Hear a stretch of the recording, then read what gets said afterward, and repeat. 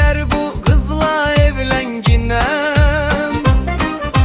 Dedim axı mən bu qızı sevirəm. Dedilər ki sonra sevib sevgilərsən. Bir gün gələrsən o qızı sevərsən.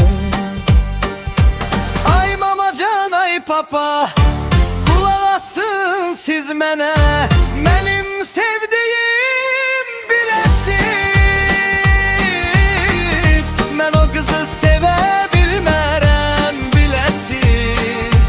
Öz sevdiyim sevgilim var biləsiz. Siz dediyiniz qızı mən sevmərəm. Onun bəxti kimdədir bilmərəməm. Hər kəs öz qismətinə çatsa yaxşıdır. Xoşbəxtlik nədir siz bilmirsiniz. Mən o qızla evlənmərəm biləsiz. Sevgi yoxdur yalandan evlənmərəm. Gəlin siz bu fikrinizdən daşın. Öz sevgimə qovuşmağım yaxşıdır.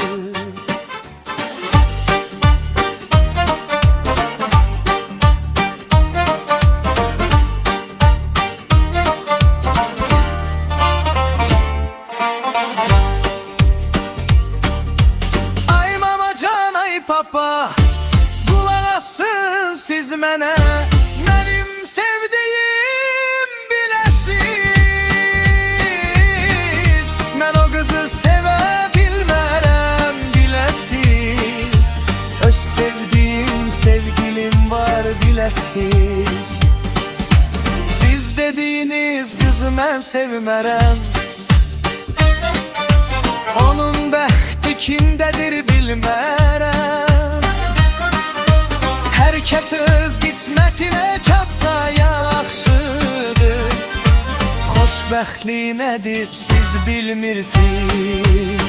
Mən o qızla evlənmərəm biləsiz.